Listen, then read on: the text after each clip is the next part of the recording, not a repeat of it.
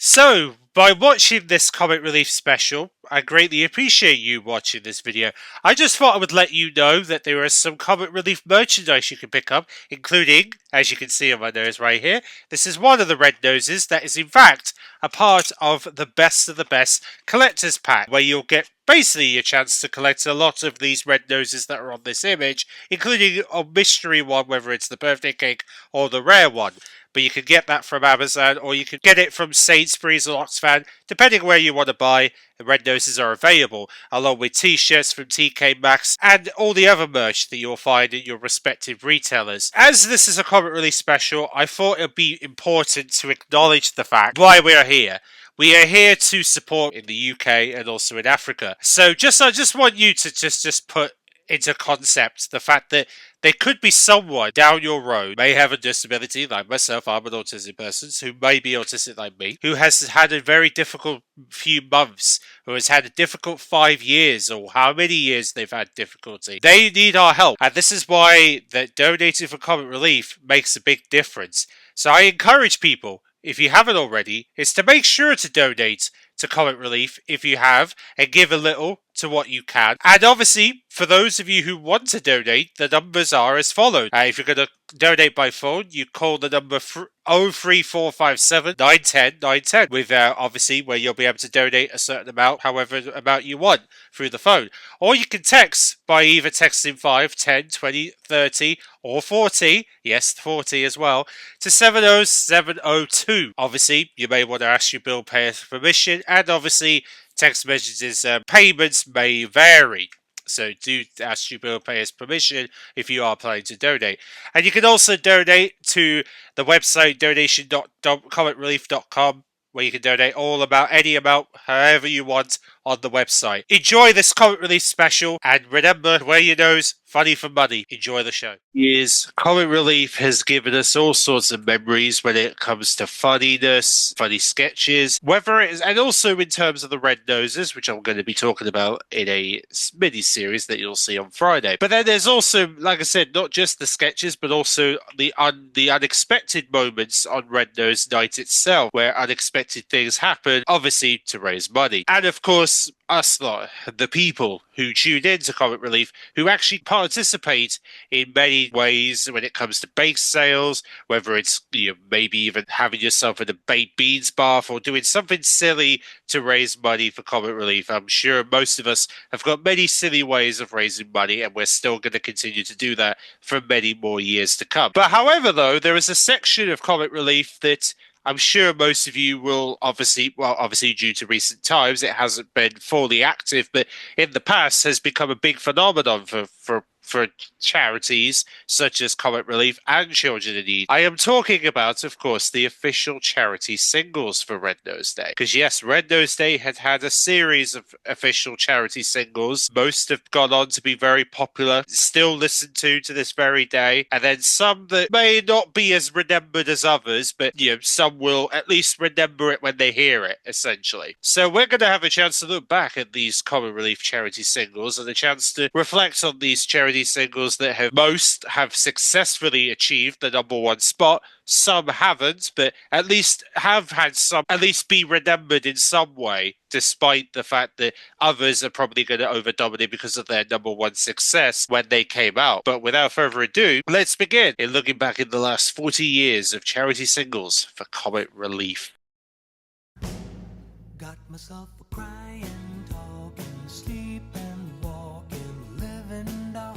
So where do we start, you're probably wondering? Well, surprisingly, the charity singles probably first before the actual appeal itself. And it starts pretty early, in fact. They start their comic relief singles all the way back in 1986, when a certain music legend, Cliff Richard, who has obviously been around since the 50s, obviously with his group in the 50s that basically brought him into the music scene in the first place, and obviously now he's a solo artist at this point, he decides to team up characters from the comedian show The Young Ones, along with Hank Marvin, to give us a new reminiscen of Cliff Richard's classic hit Living Dolls, which he sang back in the early days of his career. He decided to re-release it for comic relief by involving the Young Ones, which is more of a funny take on Living Dolls, which, if you've seen the video, which you can see, luckily, from Top of the Pops, if you look for, you'll probably find a section where they do show the full music video. Yes, this song just so happens to have achieved the #1 spot, giving Comic Relief its first ever official #1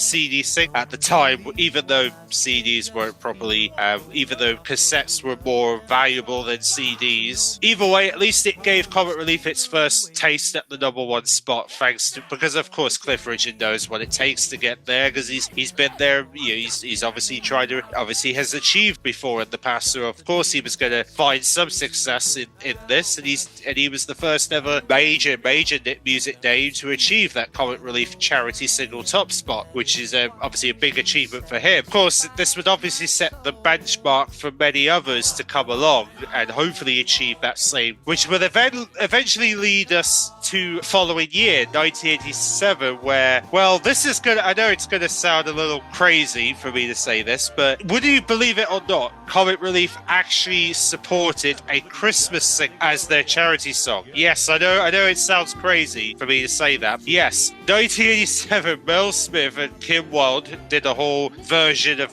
Rocking Around the Christmas Tree. This is their sort of take on that song. And just so happens that song was actually sponsored by Comic Relief at the time, even though you wouldn't probably have noticed, considering the CD didn't really label it as a Comic Relief single at first. So of course you can understand why the confusion as to why did this song get sponsored for Comic Relief and they didn't even mention it on the CD or cassette. But nevertheless, it did get sponsored by Comic Relief, even though it didn't, unfortunately, not achieve the #1 spot. It managed to get to #3, which is at least a high achievement for Comic Relief, so they weren't as lucky second time around trying to get the #1, but at least they achieved some, which was that they managed to get another top 10 hit within the ranks, which is at least a good thing, and at least Mel Smith can be proud to at least have the #3 spot with Kim Wilde, which is obviously a big achievement for him. So yes, that was the 1987 single Rocking Around the Christmas Tree, which you can obviously hear slightly in the background if you heard it already. Yes, very obviously.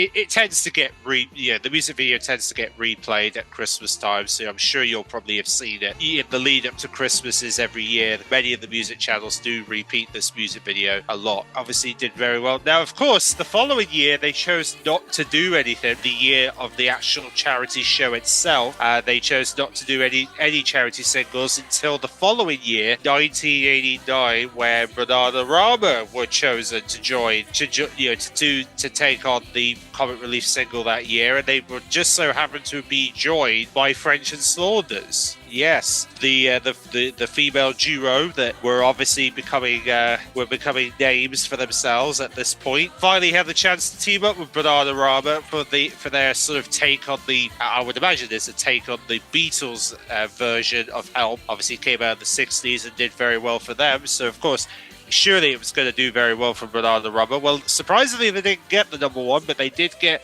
a #3 for that, which is at least still good, despite the fact it didn't achieve #1. At least they did achieve, again, another top 3 song time, so at least that's good for them. Never to fear. I mean, Bananarama were able to some #1, so at least they don't have to feel too bad for this song not achieving that goal. That was 1989, and that was the third of the charity singles for Comic Relief, where French and Saunders had the chance to sing alongside Bananarama, which just so happened they were big fans of the girl group, so it was obviously a dream come true for them. So then we come to 1991. We're now in the 90s. So what's in terms of the songs? Who's in charge of the songs for this year? Well, surprisingly, we had 2 hits come out in 1991 for Comic Relief. Holes and Pace formed the Stonkers, which consist of Brian May, the guitarist, obviously a legend in his own right, Roger Taylor, Aaron Arkinson, Mr. Bean himself had the chance to appear in this one. Yeah,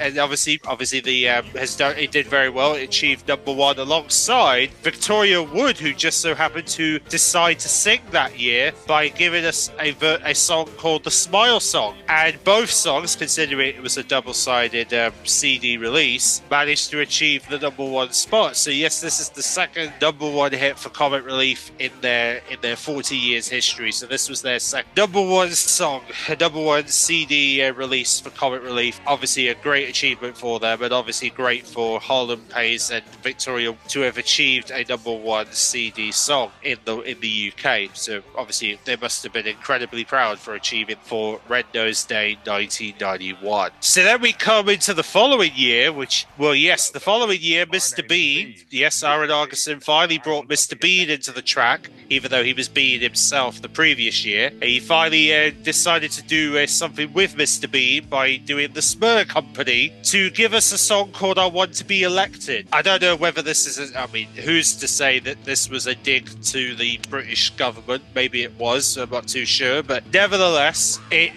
managed to get into the top 10, which is at least good. It got to #9. It wasn't obviously a top 3 hit, but I mean, at least it got the top 10, so you can't really argue too much about the fact that it did achieve something out of this. So it's, yeah, there's nothing wrong with the fact that Mr. Bean finally had a chance to sit, even though he doesn't, well, we all know Mr. Bean, he's not, the character doesn't really talk as much in the series, so you can imagine how difficult it would have been to be Mr. Bean, a character who barely talks in the TV series, having to sing a song about elections.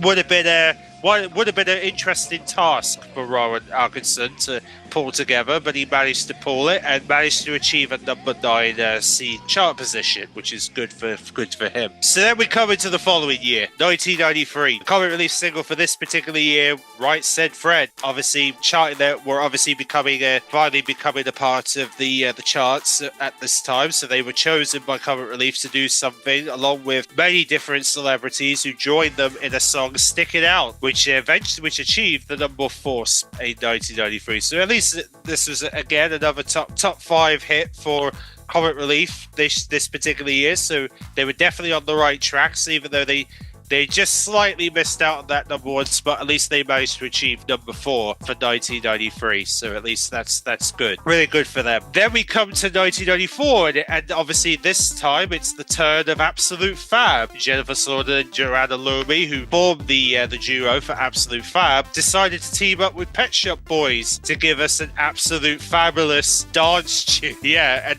that's literally, you can literally call it a dance tune, because it pretty much was a dance tune, sort of a Pet Shop Boys take on the Absolute Fab theme tune, pretty much is what I like to describe it as. But at least it achieved #6, so it was in the top 10 for that year, and it's another crowd achievement for Jennifer Slaughter. This was her second involvement in a Comic Relief single. Obviously, could be very proud to say that Absolute Fab finally had a chance to go into the charts for Comic Relief, even though Comic Relief didn't have a charity show that year in 90. Then we come to 95, where of course Comic Relief was obviously getting ready for their charity show that year, and this particular year they gave the music honor to Cher, Christy, Houdini, and Daryl Cherry.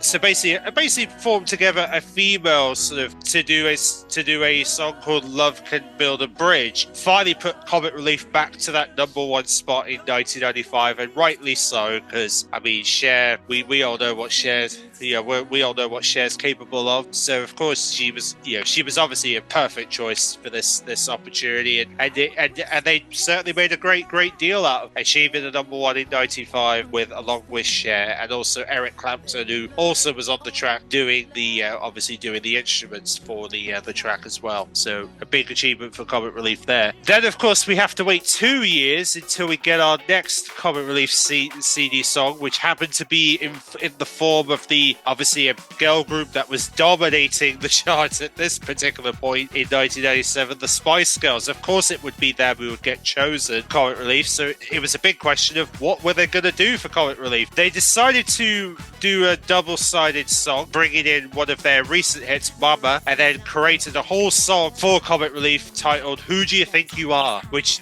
obviously the music video was classic. Obviously the music video featuring French and Saunders, and the fact that you've got all these different female comedians coming together to form their own version of the Spice Girls for the music video was such a funny, way to see the Spice Girls interact with these female comedians trying to dress like them in the music video. Classic. But yeah, and it's because of stuff like that that's what made Spice Girls the #1 hit comic relief year of '97, and rightfully so. I mean, they deserved. They made a name for themselves, and they took the world by storm, and look at them. They were achieving that #1 spot almost instant. It was almost like comic relief. They were going to achieve it no matter what song they were going to put down, and comic relief was obviously the right choice to give Spice Girls the opportunity to do something with them. So then, of course, we come to their next charity event, which would be 1999, and of course, you would obviously, if they were going to choose a female girl group, obviously perfectly normal to choose a boy band group this time around. The big question would have been is which boy band would they pick? Well, they picked Rowan Keating's band,